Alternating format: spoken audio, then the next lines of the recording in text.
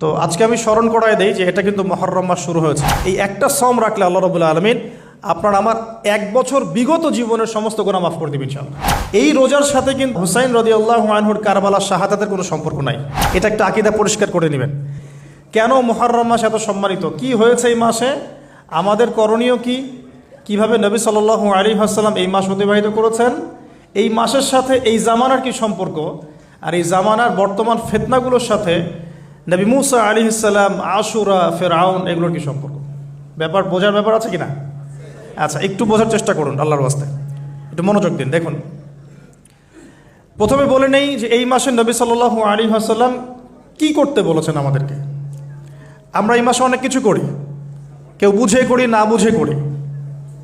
বুক পিট চাপড়াবে কিছু মানুষ, মাতম করবে, অনেক কিছুই করবে এই মাসে, এই কয়দিন পরে। নবী সাল্লাল্লাহু আলাইহি ওয়াসাল্লাম কি করেছেন? নবী করিম সাল্লাল্লাহু আলাইহি ওয়াসাল্লামকে একজন সাহাবী এসে জিজ্ঞাসা করছেন যে আইয়ু শাহরিন আফদালু ইনদাল্লাহ, ইয়া রাসূলুল্লাহ সাল্লাল্লাহু আলাইহি ওয়াসাল্লাম, রমাদান মাসের পরে কোন মাসটা আল্লাহ পাকের কাছে সবচেয়ে বেশি উত্তম? আমি সওম রাখবো, রোজা রাখবো। নবী করিম সাল্লাল্লাহু আলাইহি ওয়াসাল্লাম বলছেন যে তুমি যদি রমাদান মাসের পরে অন্য কোনো মাসে সওম রাখতে চাও, ফাসুমু শাহরা মুহররম, তোমরা মুহররম মাসে সওম রাখো। কারণ এটা হচ্ছে শাহরুল্লাহ, এটা আল্লাহ পাকের মাস। এটা কার মাস?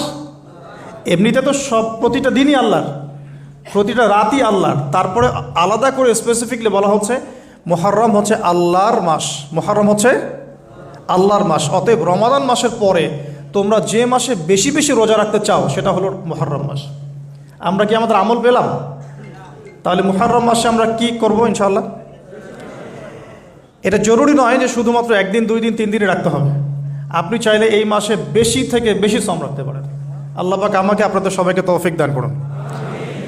স্পেশালি নবী সাল্লাল্লাহু আলাইহি ওয়াসাল্লাম মদিনায় যখন হিজরত করলেন, তখন দেখলেন যে সেখানকার ইহুদিরা রোজা রাখছে, সেখানকার ইহুদিরা রোজা রাখছে। আচ্ছা, ইহুদিদের কয়টা গোত্র ছিল মদিনায়? কে বলতে পারবেন? 3টা। কয়টা বলেন? একটা বনু কুরাইজা, বনু কাইনুকা, বনু নাজির। ইহুদিরা মদিনায় কি করছিল? ইহুদিরা মদিনা অপেক্ষায় বসেছিল শেষ নবীর আগমনের জন্য। সারা দুনিয়া বাদ দিয়ে তারা মদিনায় কি করছে? শেষ নবীর আগমনের জন্য অপেক্ষা করছে। এখন সারা দুনিয়া বাদ দিয়ে জেরুজালেমে কি করছে বলেন? দাজ্জালের আগমনের জন্য অপেক্ষা করছে।